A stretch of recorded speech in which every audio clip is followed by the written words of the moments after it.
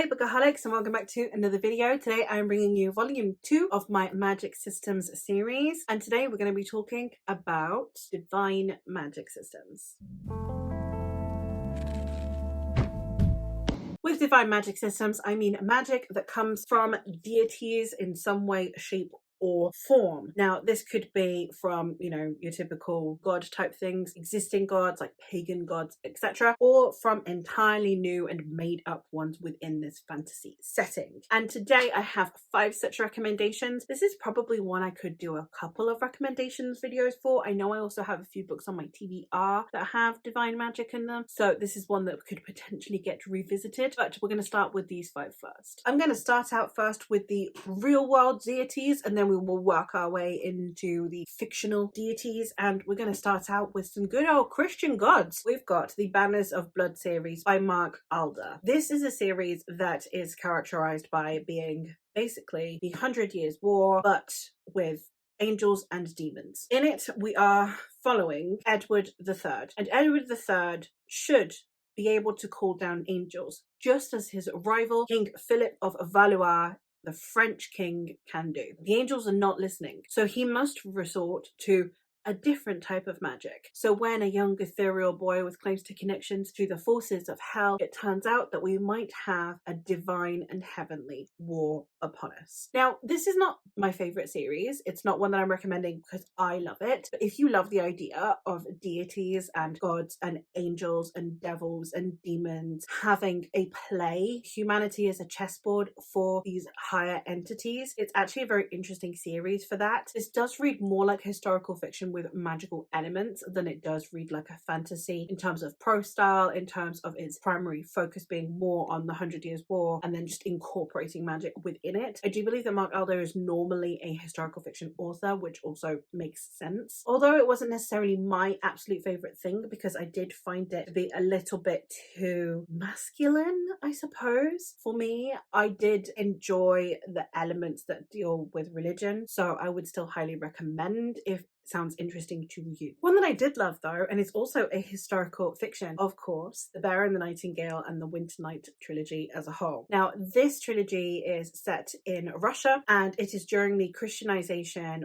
and the beginnings of Russian Orthodoxy, and therefore it is beginning to push out any of the remaining threads of paganism that remain within Russia, including leaving offerings to the Domovai and the connections that they have to nature. And we are in a village in which we have a young girl named Vasilisa who can actually see the Domovoi, and she can actually see these deities when others cannot. And then when her stepmother and a priest come to live in this town, and they begin to convert people towards more orthodox Christianity and away from any of the remaining pagan practices, it begins to weaken the Domovoi and therefore weaken the forces that are keeping a much darker force at bay. This series, as is emphasized, includes Slavic folklore and Slavic deities, and obviously there is also the impetus of Christianity, but that's not actually part of the magic system. But we do have Slavic deities, and the magic does somewhat stem from these deities. It is one that is both historical fiction and mythology retelling, and on top of that we also just have it as being this epic fantasy. Another one that is a historical mythology fantasy that I have going is the Hanged God series by Tilda Colt-Holt. This is one of my favorite series, as is The Bear and the Nightingale, and I love the way that this weaves mythology into fantasy, into history, because it is actually set in our world, in our history, but then we also have the connections to Norse paganism and the mythology that comes with that, all while it feeling very much like an epic Viking fantasy. In this story, we are following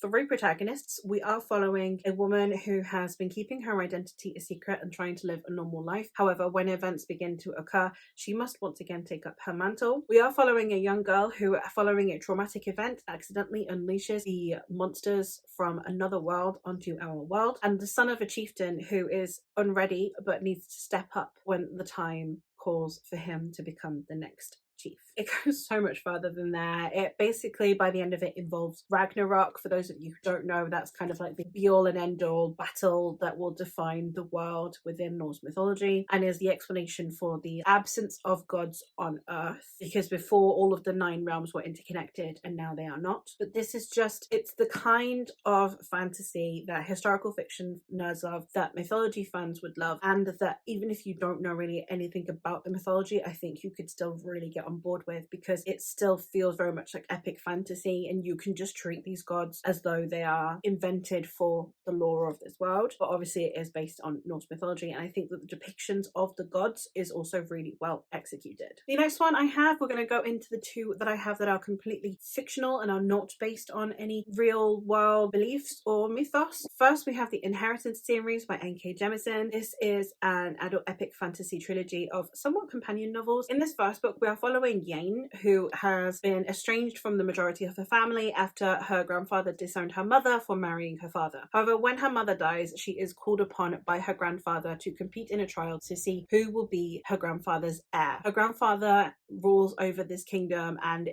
rules over it because he is in control of the gods. So the magic specifically stems from gods and from divine beings. We have them present. They are imprisoned by these humans, and it is a very interesting take on gods, because we do have these gods that look down on humans, not only because of their hatred for their imprisonment, but also because of the short lifespans. They kind of think of us as just being flies, and I really like the juxtaposition that poses, where they are being controlled and enslaved essentially by these people that they think to be lesser than them. And I think that it was handled really well. I loved the way that the fantasy elements were woven into this story and the way that the gods were presented. And the last one that I have is the Godblind series by Anna Stevens. This is one that also has god magic, and in it we do actually have two different subsets of gods that are at war with each other through two different nations of people. So we have a war that is going on between two neighboring countries, each with the influence of their gods. We have the people of Rilpor, who are the kind of people that still adhere to a very pagan-like god and goddess, the fox god, who is like a trickster god, and we have the dancer, who is like a Mother Earth style goddess that they adhere to. And there was a war that happened a long time ago in which these two other gods separated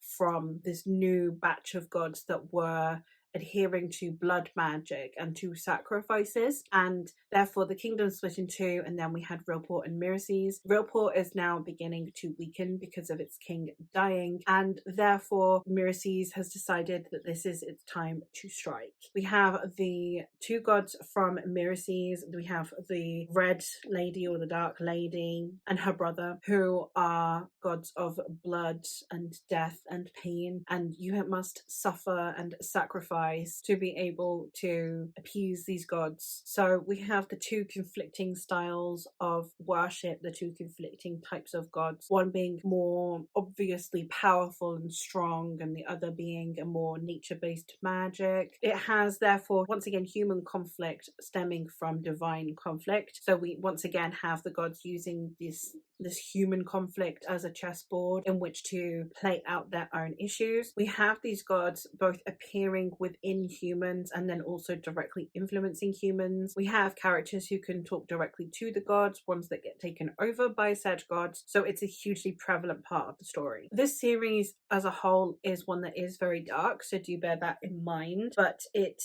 definitely tackles the influences of divinity in a really interesting way, and it also tackles the issue that comes with humans fighting on the sake of gods. I think it was handled really well. I love this series and I would highly recommend. And there you have it. Those are 5 adult epic fantasy series that all contain divine magic. Let me know if you've read any of these and your thoughts on them, and or if I have convinced you to pick one up. But that is all from me for today.